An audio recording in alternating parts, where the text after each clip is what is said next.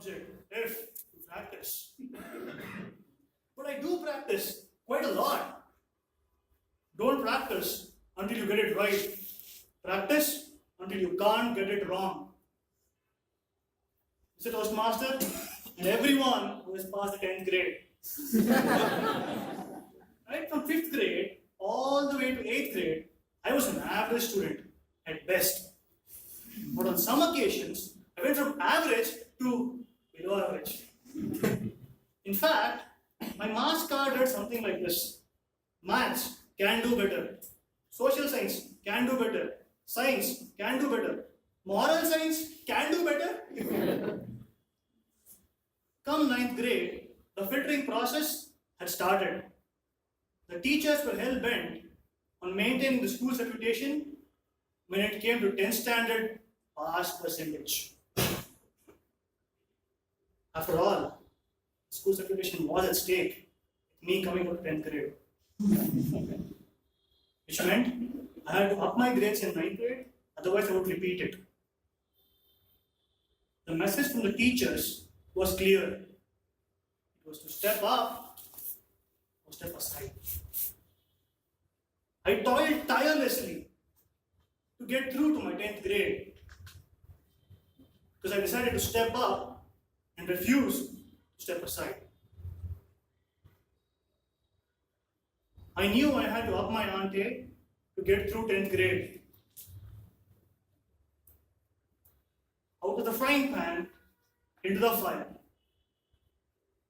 But my goal was to have those golden letters of distinction forever etched on my 10th grade marks card.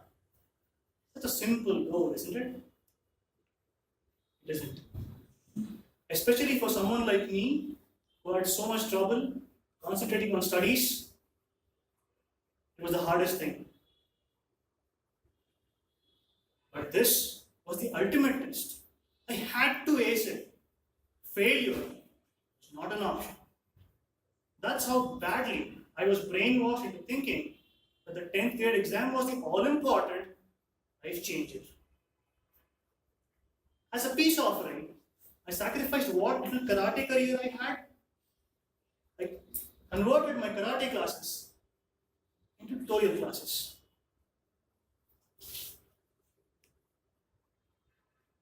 And thus began the 1-year dreaded journey of no TV, no playing, no karate, only studying. It was tough, but I had no choice. After the first month's test results and the damn parent-teachers meeting, the gravity of the situation and the message could not have been any more clear. To step up or step aside. On my way back from the parent-teachers meeting, my mind kept repeating what the teachers had told me. The pace at which you are going isn't enough. What? I've already given up on karate. What more do you want? More. So I put in more hours of study. I put in more effort. I was rewarded aptly during my mid-year exams. Still, 6 months of toil awaited me. By January and the first preparatory exam, I had gotten a hang of things. With just 2 months left for the finals, I put my best foot forward. With just 1 week before the exam, disaster struck. Common cold turned chronic. It caught me by my collar, crumpled and crippled me. I was ordered to relax, or else the illness would relapse. With just 2 days before the exam, I started my preparation in full swing only to realize that I had lost my edge because of the break. As always, I went up to my father. Papa, the break has broken my rhythm. Jay, focus on what's ahead of you. But what about all the work I've done? What's done can't be undone. The soldier on, son. Soldier on. So I went back to studying. I put in ungodly hours of preparation in a last-minute desperation to ace the examination. I was rewarded for my perspiration with a distinction, though I could have achieved absolution. This one time, I called truce with the examination. This opened up a world of possibilities with the realization that the difference between where I am and where I want to be is what I do. Out of the frying pan into the fire again. This time it was the IIT exam, which for all I cared, I really did not care. I thought if I aim for IIT, I'd at least get into MSRIT, which is where I wanted to go in the first place, for two major reasons. One, it was near my home. And second, and perhaps the most important, it was near my home. All those years of bus rides to school, college, tuitions, and back home had worn me out.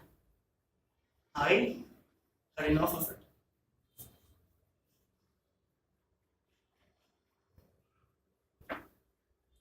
I realized that CET rankings take into consideration my 12th grade board exam results, which meant I had to step up. So I left out my IIT coaching and focused on board exams. I aced the exam, aced the CET exam, and went into MSRIT. Because I decided to step up and refused to step aside. Those masters, this pattern has repeated itself in my life multiple times. And every single time when I faced it, I decided to step up and refuse to step aside. Even during engineering, I had two jobs. I chose to go for masters because I decided to step up. In my masters, when I had one sure shot IT job, I risked that only to attend one core company interview. And I got through because I decided to step up. Just masters, I firmly believe that people who bow down to austerity are commoners. People who embrace austerity and make peace with them are saints. But people who make austerity bow down to them are conquerors. If I can conquer, what's stopping you? Step up or just